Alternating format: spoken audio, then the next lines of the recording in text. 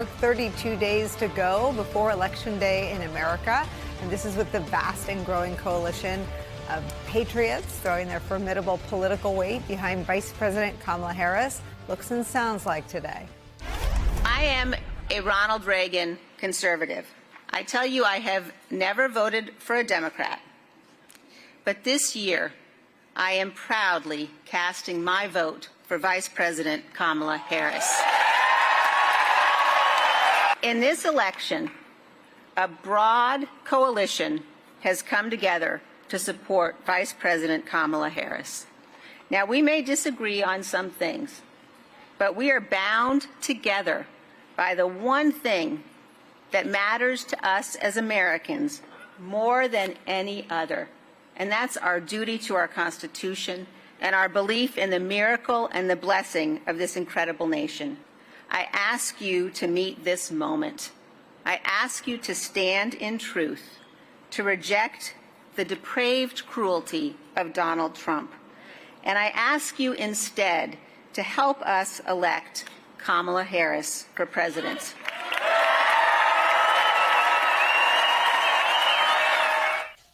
That's former Congresswoman Liz Cheney in Ripon, Wisconsin. It is the birthplace of the Republican Party. She's making the case for why she, a lifelong conservative, the daughter of arguably the most conservative public figure in modern American political history, will cast her vote for Vice President Kamala Harris, arguing that her fellow card-carrying Republicans and other lifelong conservatives should do the same. A very public, a very prominent permission structure 32 days out from the election that could very well tip the scales in November.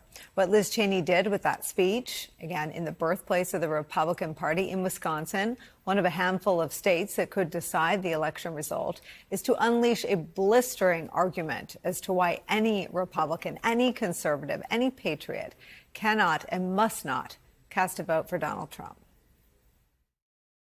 In this election, putting patriotism ahead of partisanship is not an aspiration. It is our duty. Donald Trump was willing to sacrifice our Capitol to allow law enforcement officers to be beaten and brutalized in his name and to violate the law and the Constitution in order to seize power for himself. I don't care if you are a Democrat or a Republican or an independent. That is depravity, and we must never become numb to it. What January 6th shows us is that there is not an ounce of compassion in Donald Trump. He is petty, he is vindictive, and he is cruel. And Donald Trump is not fit to lead this good and great nation. Wow, unfit, petty, vindictive, cruel. Liz Cheney called out Donald Trump's depravity and called it what it is, disqualifying. And now, after marshaling the political star power of one of the Republican Party's biggest figures, Vice President Kamala Harris and Governor Tim Walz are deploying someone who is unrivaled in the Democratic Party's political arsenal, Barack Obama. The people who will decide this election are asking a very simple question. Who will fight for me? Who's thinking about my future, about my children's future, about our future together? One thing is for certain, Donald Trump is not losing sleep over that question. We do not need 4 more years of bluster and bumbling and chaos. We have seen that movie before, and we all know that the sequel is usually worse. Today it was announced that former President Barack Obama will hit the campaign trail for Vice President Harris and Governor Walz across battleground states, beginning with a campaign stop next Thursday in Pittsburgh. As the New York Times put it, President Obama is, quote, joining the final push to deliver Vice President Harris a victory, starting with perhaps the most consequential battleground state of the election, Pennsylvania, and adding to his singular star power to a coalition alongside patriots of every political stripe, the likes of which the country has never witnessed in the context of a political campaign. We should say Vice President Harris is in Michigan today. Earlier, she spoke to a labor union in Detroit. A short time from now, Vice President Harris will deliver a campaign speech in Flint, Michigan, where she will be joined by basketball legend and Michigan native Magic Johnson. Another spoke in the ever-broadening and growing Harris-Walz coalition. It's where we start today with my colleague, NBC's Yamiche Alcindor in Flint, Michigan, ahead of the vice president's rally there tonight. Also joining us, former Republican Congressman and MSNBC political analyst David Jolly-Sear. And with me at the table, the Reverend Al Sharpton, host of MSNBC's Politics Nation and president of the National Action Network. Yamiche, I know it's loud where you are. Always giving you the chance to have to multitask and pay attention to us while events start to unfold behind you. So we thank you in advance. It isn't just sort of editorially fascinating that Liz Cheney is now on the campaign trail for the vice president. It is politically imperative, right, that the Harris campaign assemble this coalition that is incredibly electric to all the vibrant and vital parts of the Democratic base, that they all turn out and feel excited, but that she also brings over independent and Republican women and men. And they seem to be very comfortable campaigning alongside Liz Cheney, which is remarkable in and of itself.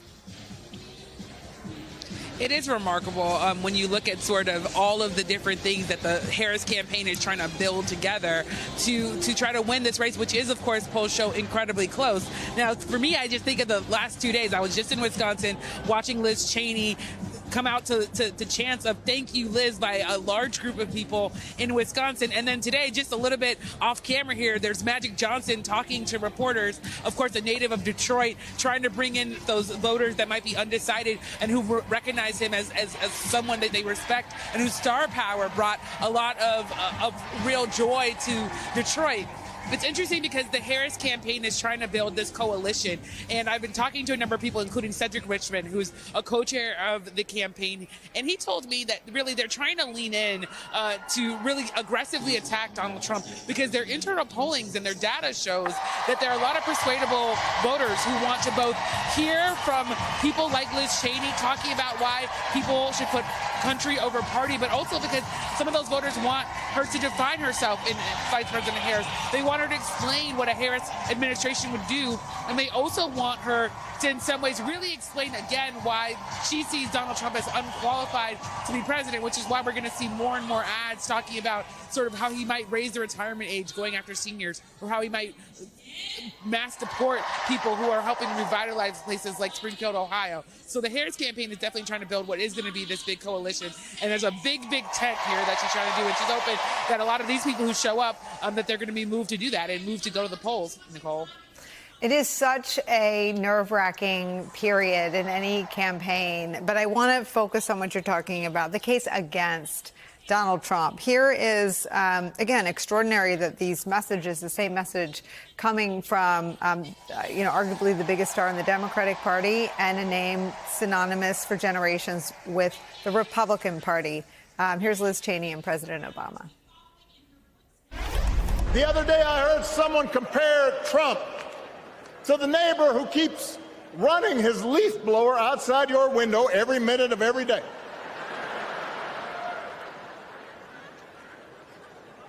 Now, from a neighbor, that's exhausting. From a president, it's just dangerous. I cast my first vote ever in 1984 for Ronald Reagan. In other words, I was a Republican even before Donald Trump started spray tanning. Yamiche, I picked those out because I think they show not just the power that that Liz Cheney and President Obama have in their own circles of influence, but the special sauce that they have, the ability to poke Donald Trump in a way that Donald Trump is incapable of not responding. They can goad him. They can send him off message. They can send him spiraling into days of angry all caps posts on his own social media platform. And at a time in the campaign season where every day, every news cycle counts, that is an added benefit to their star power. It's an added benefit in the eyes of Harris campaign aides that I've been talking to. And it's also sort of echoing what Vice President Harris tried to do and what her campaign believes she successfully did during the debate, which is needle Donald Trump. Remember, she called him boring and said that he was fired by millions and millions of Americans. It was that kind of messaging that they felt like really made her shine during the debate and made former President Donald Trump not want to do a second debate, which is what Vice President Harris is saying she wants to do. So she's going to see, you're going to hear more of that sort of leaning into humor, leaning into joy. But you're also, again, going to be really trying to draw the Harris campaign a really sharp contrast to former President Donald Trump, because they do believe that undecided voters will also be moved by that.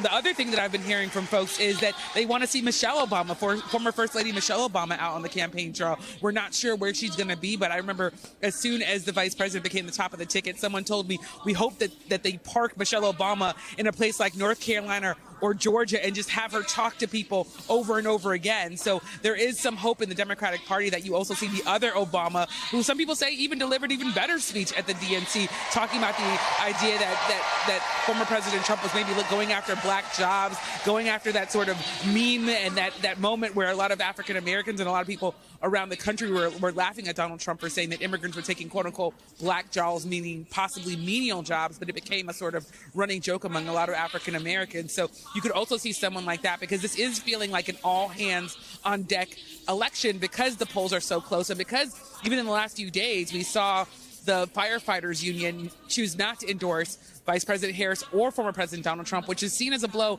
to Harris because they were one of the first unions to back President Biden.